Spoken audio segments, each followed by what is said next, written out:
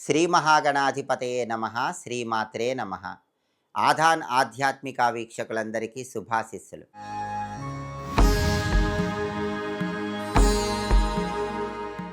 జ్యోతిష శాస్త్ర పరంగా 12 రాసుల్లో భూతత్వ రాసులు అంటే ఏ రాసులు వస్తాయో, ఈ భూతత్వ రాసుల వాళ్ళకున్న రహస్య లక్షణాలేంటో, భూతత్వ రాసుల వాళ్ళు జీవితంలో అత్యుత్తమ స్థాయిలో ఎదగాలంటే ఎలాంటి ప్రత్యేకమైన పరిహారాలు పాటించాలో ఈ వీడియోలో మనం తెలుసుకుందాం. మనకున్న 12 రాసుల్లో 3 రాసులను భూతత్వ రాసులు అంటారు. ఆ 3 రాసులు ఏంటంటే వృషభ రాశి, కన్యా రాశి, మకర రాశి. ఈ 3 రాసుల వాళ్ళను భూతత్వ రాసులు అంటారు. భూమికి ఉన్న లక్షణం ఏంటి? సహనం. భూదేవి అంటేనే సహన శక్తికి సంకేతం. కాబట్టి ఈ భూతత్వ రాసుల వాళ్ళకి సహనం విపరీతంగా ఉంటుంది. ప్రతి విషయంలో కూడా మొహమాటంగా ఉంటారు. మనసులో ఉన్న భావాలు వ్యక్తం చేయరు. మొహమాట పడుతూ ఉంటారు. అయితే జీవితం గురించి ఒక క్రమశిక్షణ చాలా ఎక్కువగా ఉంటుంది. అసలు జీవితంలో ప్రతి అవకాశాన్ని ఎలా సద్వినియోగం చేసుకోవాలి, అందిన అవకాశాలతో జీవితంలో పైకి ఎలా ఎదగాలి, ఎవరితో ఎప్పుడు ఏ విధంగా ప్రవర్తించాలి, జీవితంలో ఒక్కొక్క మెట్టు ఎలా ఎదగాలి, జీవితంలో క్రమశిక్షణతో ఎలా ఉండాలనే విషయం వీళ్ళకి తెలిసినట్టుగా ఎవ్వరికీ తెలియదు. అలా జీవితంలో ఒక్కొక్క మెట్టు ఎదిగి అత్యున్నత స్థాయికి చేరతారు. ఏ విషయంలో కూడా ఎదుటి వాళ్ళతో గొడవలకు పోరు, వాళ్ళతో వాదనకు దిగరు. అయితే వీళ్ళ ఉనికికే ఇబ్బంది వస్తుంది అనుకున్నప్పుడు మాత్రం, వీళ్ళు నిర్దేశించుకున్నటువంటి లక్ష్యాలకు ఇబ్బంది వస్తుంది అనుకున్నప్పుడు మాత్రం ఒక్కసారిగా వాళ్ళలో ఉన్న ఆలోచనలు బయటికి వ్యక్తపరుస్తారు, భావోద్వేగం ప్రదర్శిస్తారు, ఉద్వేగంగా వాళ్ళ భావాలను స్పష్టంగా చెప్పగలుగుతారు. అలాంటి ప్రత్యేకమైనటువంటి లక్షణం ఈ భూతత్వ రాశుల వాళ్ళకు ఉంటుంది.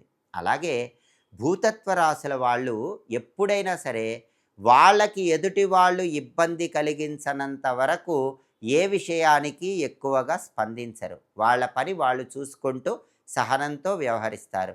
ఇతరులు వాళ్ళకి సంపూర్ణంగా ఇబ్బంది కలిగించి వాళ్ళ జీవితాన్ని తారుమారు చేయాలని ప్రయత్నిస్తే మాత్రం వెంటనే ముందుకు దూసుకు వస్తున్నటువంటి ఎద్దులాగా రంకెలు వేస్తూ వాళ్ళ మనసులో భావాన్ని, కోపాన్ని వ్యక్తపరిచి వాళ్ళ జీవితం తల్లకిందులు కాకుండా చాలా చక్కగా వాళ్ళ జీవితాన్ని కాపాడుకోగలుగుతారు. అంటే సమస్య వాళ్ళ వరకు వచ్చి వాళ్ళ జీవితం తారుమారైపోతుంది అన్నప్పుడు మాత్రమే వాళ్ళు స్పందించి వాళ్ళ మనసులో భావాలు వ్యక్తపరిచి వాళ్ళ జీవితాన్ని సరిదిద్దుకునే ప్రయత్నం చేస్తారు.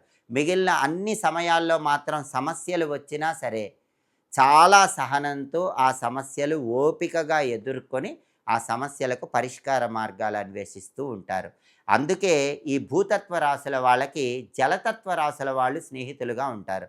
అంటే కర్కాటక రాశి, వృశ్చిక రాశి, మీనరాశి వీళ్ళు ఎక్కువగా స్నేహితులుగా ఉంటారు.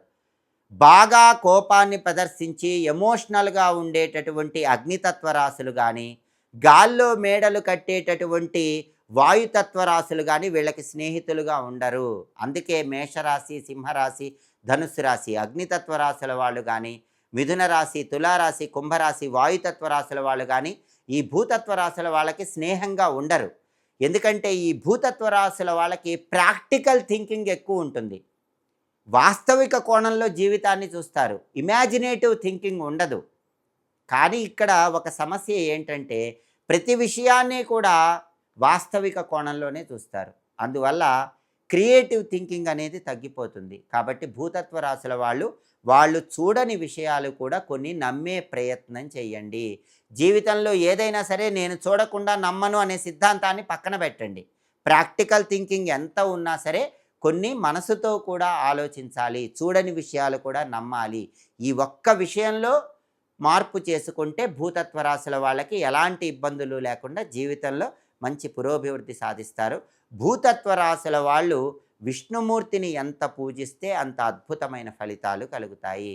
విష్ణు సహస్రనామ స్తోత్రం కానీ, విష్ణు పంజర స్తోత్రం కానీ ప్రతిరోజు చదివినా విన్నా అద్భుత ప్రయోజనాలు సిద్ధింపజేసుకోవచ్చు. ఓం నమో భగవతే విష్ణవే అనే మంత్రం ప్రతిరోజు 21 సార్లు పఠించండి. అలాగే రాముడు, కృష్ణుడు, నరసింహస్వామి, వెంకటేశ్వర స్వామి ఇలా విష్ణు సంబంధమైన ఆలయ దర్శనం చేయటం, వీలైనప్పుడల్లా విష్ణు ప్రియమైన తిథులలో ధ్వజస్తంభం దగ్గర విష్ణు సంబంధమైన ఆలయంలో దీపం పెట్టి సరి సంఖ్యలో ప్రదక్షిణలు చేయటం ద్వారా జీవితంలో అత్యుత్తమ స్థాయికి ఎదగవచ్చు. ఇంకా ఇలాంటి ఆసక్తికరమైన విశేషాంశాలు తెలుసుకోవాలనుకుంటున్నారా? అయితే ఆధాన్ ఆధ్యాత్మిక ఛానల్ని తప్పకుండా సబ్స్క్రైబ్ చేసుకోండి. సర్వే జనాః సుఖినో భవంతు. స్వస్తి.